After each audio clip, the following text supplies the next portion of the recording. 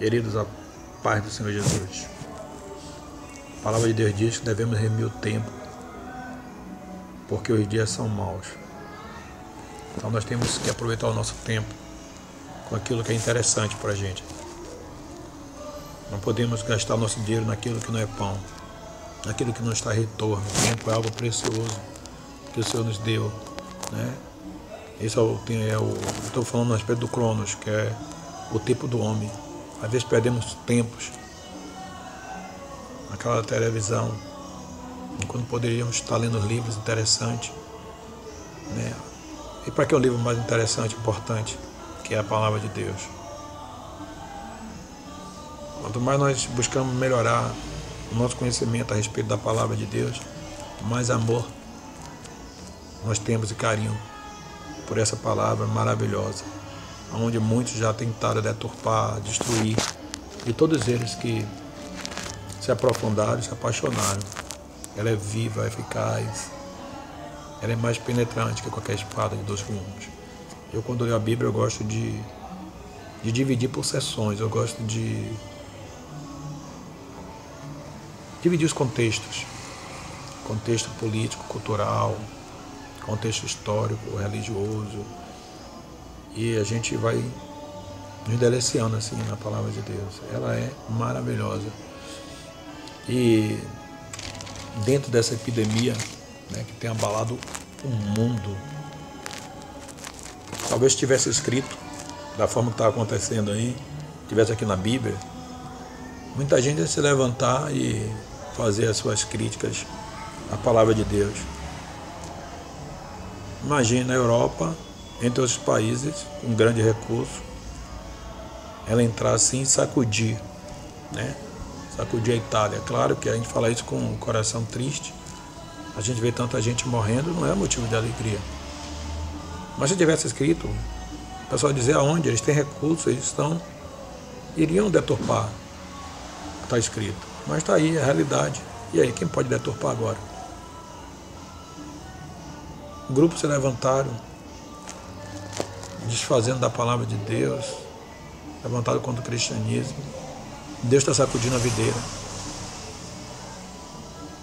Muitas pragas iriam se cumprir. Está escrito aí. O apóstolo Paulo diz que devemos remir o tempo, porque os dias são maus. Poucos sermões escatológicos nós temos visto nesses últimos dias. As igrejas têm esquecido de falar um pouco da volta de Jesus. Então o sinal está aí, as pessoas agora começam a trazer, agora está em evidência os sermões escatológicos, mas há pouco tempo ninguém estava falando da volta de Jesus, né? A gente é mais do que promessa, as pessoas voltadas mais por lado do material. Deus vai te dar um carro, Deus vai te dar uma casa cara, Deus vai te dar, e na verdade Jesus é muito claro, ele diz: meu reino não é deste mundo, nós temos que pregar no reino do céu, ou somos do reino ou não somos ninguém, como diz um louvor de Bruna Carla. Muita gente se achava melhor que os outros. E ela diz na última hora, imagine aí, um ladrão indo para o paraíso. Então a questão de Deus não está naquilo que você tem, e nem no que você é, mas no que você pretende ser. Ele pode transformar o homem. E falando acerca da escatologia dos últimos dias, o apóstolo Paulo ele desperta Timóteo, lá no 1 Timóteo 4:1, no contexto religioso, ele disse que muitos, né, vão abrir mão da fé, vão abandonar a fé, falando sobre apostasia. Por que essa pessoa faria isso? Por dar ouvido a doutrinas enganadoras, né? A doutrina de demônio, ao didaqueia, ensino, né? Ensino errado. Então Paulo desperta Timóteo para isso. E eu quero deixar esse texto aqui no capítulo 3, versículo 1 de Timóteo, que ele diz: sabe, porém, isto, nos últimos dias sobrevirão tempos difíceis, né? Tá aí, tempos difíceis, muito difíceis. Por que esses tempos tão difíceis assim? Porque os homens serão egoístas, avarentos, jactanciosos, arrogantes, blasfemadores, desobedientes aos pais, ingratos, irreverentes, desafeiçoados, implacáveis, caluniadores, sem domínio de si, cruéis, inimigo do bem, traidores, atrevidos, enfatuados, mais amigo dos prazeres que amigo de Deus, tendo forma de piedade, sua forma, negando-lhe entretanto o poder. Foge também destes, pois entre esses se encontrarão os que penetram sorrateiramente nas casas e conseguem cativar mulherinhas sobrecarregadas de pecado, conduzidas de várias paixões, que aprendem sempre e jamais podem chegar ao conhecimento da verdade. Eu estava lendo esse texto e vendo um comentário de John Marcato. Gosto muito dos comentários dele, acho muito coerente. E ele estava fazendo assim uma exegese desse texto, né? Ele estava tirando assim o que é que o texto tem para nos oferecer. Ele destacava aqui os últimos dias, os últimos tempos.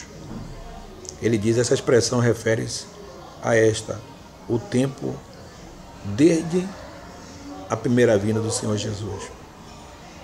Queridos, quando Jesus ele veio a esse mundo, depois ele volta para o Pai, ele mandou que os discípulos ficassem atentos.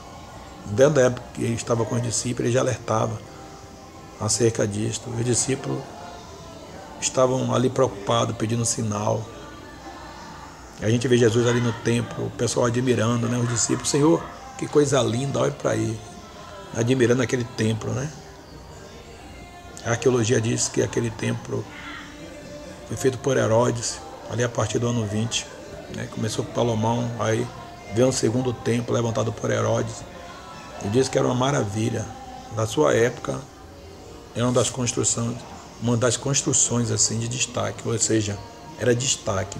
As pedras, os blocos, em torno de 3,5 metros, né? Com mármore, coberta de ouro. De longe se avistava, admiravam.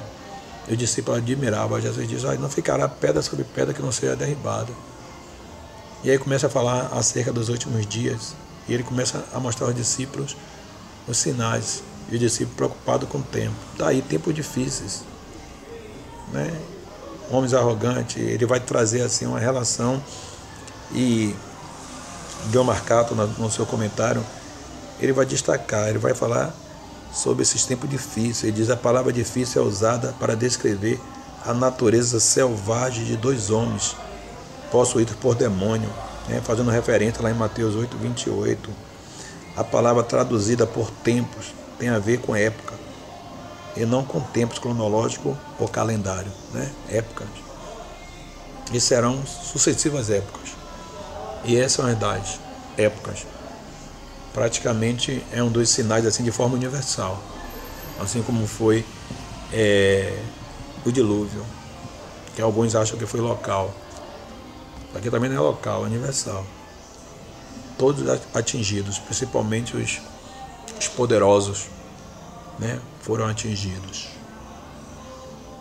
Ele diz que os homens alguns entrariam de forma só rasteira, né, com aparência de bonzinho, de fazer o bem, né, muito cuidado, mostrando uma coisa, mas vai conviver para você saber quem são essas pessoas.